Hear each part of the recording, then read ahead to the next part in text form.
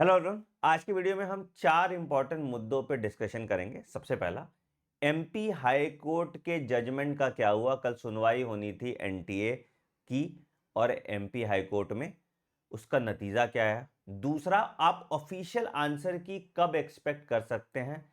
तीसरा, आपकी जो ओएमआर रिस्पॉन्स शीट है, जो ओएमआर आपने सबमिट किया था एनटीए को, उसकी कॉपी आपको कब देखने को मिलेगी, जिससे आप एग्जैक्ट स्कोर अपना कैलकुलेट कर पाए। और चौथा, क्या नीट 2025 का रिजल्ट डिले होने वाला है। जो निर्धारित तारीख थी 14 जून, क्या उससे पहले रिजल्ट आएगा या उसके बाद आएगा। आज के वीडियो में हम इन सब चीज़ों पे चर्चा करते हैं। बट वीडियो शुरू करने से पहले एक इंपॉर्टेंट अपडेट है बेटा, इस तरह की सारी नोटिफिकेशन और सारे इन्फॉर्मेशन आपको बिना यूट्यूब खोले टेलीग्राम पे मिल जाता है मेरे t.me/anandmani001। तो अगर आप इस टेलीग्राम पे हैं और डिस्ट्रैक्शन से दूर रहना चाहते हैं तो इस टेलीग्राम चैनल को ज़रूर से ज़रूर डाउनलोड करके फॉलो कर लीजिए। चलिए, सबसे पहले बात करते हैं एमपी हाई कोर्ट का क्या हुआ। तो एमपी हाई कोर्ट की सुनवाई होनी थी बेटा 29 को, कल 29 मई को, ठीक है।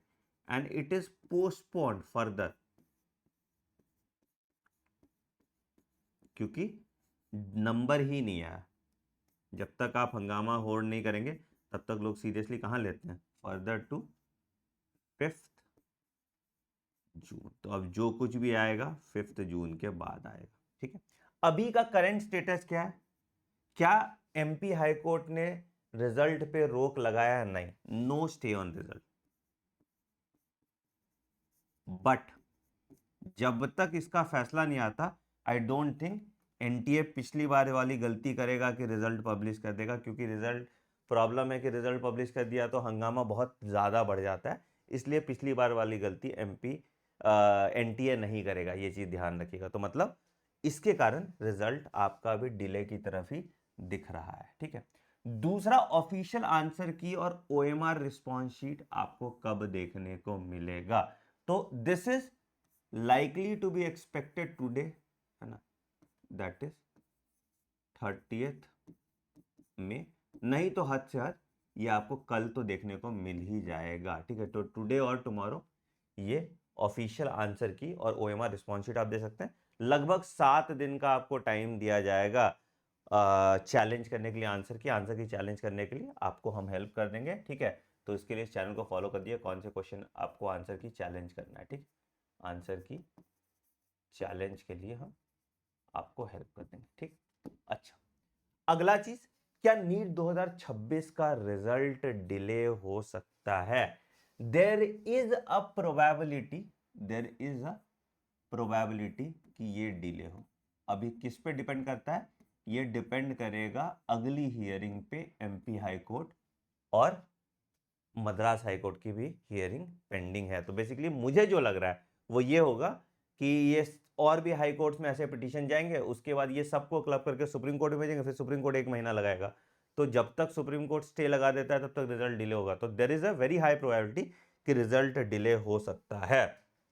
तो आपको क्या करना चाहिए इस बेसिस पे। तो अब मान लो कि आपके पास ऑप्शन क्या है, आपके पास ऑप्शन है ड्रॉप का, आपके पास ऑप्शन है एडमिशन का, यही दो ऑप्शन है, ठीक। अब जिसके, लेट से, जिन्होंने ड्रॉप लेने का सोचा है और उनके मार्क्स नहीं आ रहे सरकारी कॉलेज वाले, मतलब लेस देन 450 मार्क्स है, ठीक है। तो भाई आप स्टार्ट प्रिपेयरिंग। तुम किसका वेट कर रहे हो, तुम क्या उखाड़ लोगे रिजल्ट से, ठीक है। और ऑनलाइन या ऑफलाइन प्रिपरेशन जैसे आप करना चाहते हैं आप कीजिए। अगर आप ऑफलाइन प्रिपेयर करना चाहते हैं तो मेरा हेल्पलाइन नंबर है 900700 266। आप यहाँ पे कॉल कर लीजिए और मेरे रेजिडेंशियल स्कूल में आके 1 साल अच्छे से 100% डेडिकेट होके अपनी तैयारी कीजिए। अगर आप एडमिशन का सोच रहे हो तो एडमिशन के लिए देन वेट फॉर रिजल्ट।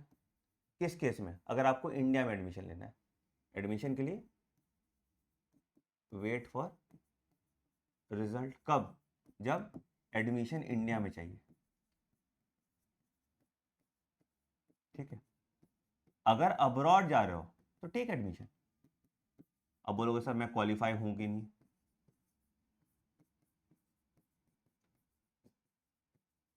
बोलोगे सर मैं क्वालिफाई हूं कि नहीं। तो अगर तुम्हारा नंबर ग्रेटर देन 130 मार्क्स है, तुम 100% क्वालिफाई हो। तो अब बोलोगे सर ये कब आएगा, तो ये तो तुम देख लोगे। अगर तुम्हारा ऑफिशियल आंसर किया गया, OMR रिस्पॉन्स शीट आ गया, तो तुमको एग्जैक्ट मार्क्स तो पता चल गया, ठीक है।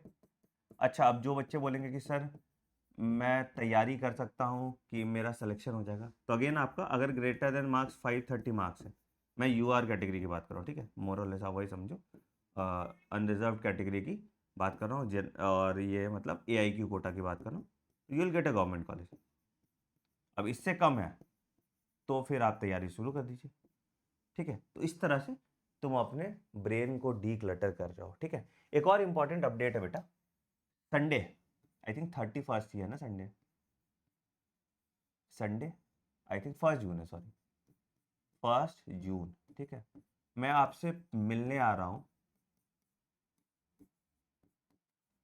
पटना, कहाँ पे, बोरिंग रोड,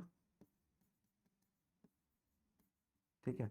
यहाँ पे वेदांतु लर्निंग सेंटर है, गूगल मैप पे आप डालेंगे, ठीक है। और यहाँ मैं 2 PM से 4 PM तक रहूँगा। नीचे गूगल फॉर्म है, आप फॉर्म भर दीजिए, मेरी टीम आपको इनवाइट कर देगी और हम इस मीटअप में यही करियर काउंसलिंग वगैरह पे बात करेंगे, how to choose the right career for you. But मैं एक डिस्क्लेमर देना चाहता हूँ, I am not associated with Vedantu Patna centre, मैं ना पढ़ाता हूँ वहाँ, ना मेरा कुछ लेना देना है उस सेंटर से, जस्ट दैट कि मुझे जगह चाहिए थी आपसे मीटअप करने के लिए, तो वेदांतु वाले लोग दोस्त थे, मैंने उनको बोला भाई मुझे जगह दे दो जहाँ मैं अपने बच्चों से मिल पाऊँ, तो they gave me this space. तो अगर आप मिलना चाहते हैं मुझसे मिलिए, बट गूगल फॉर्म ये ज़रूर भर दीजिएगा, डिस्क्रिप्शन में फॉर्म का लिंक है। बाकी हम लोग संडे मिलते हैं और ढेर सारी बातें करते हैं। अगर आप मुझसे किसी और शहर में मिलना चाहते हो तो कमेंट सेक्शन में मेंशन कीजिएगा, अगर ज़्यादा कमेंट किसी शहर के लिए आता है तो मैं उस शहर में भी मीटअप प्लान करता हूँ। Thank you.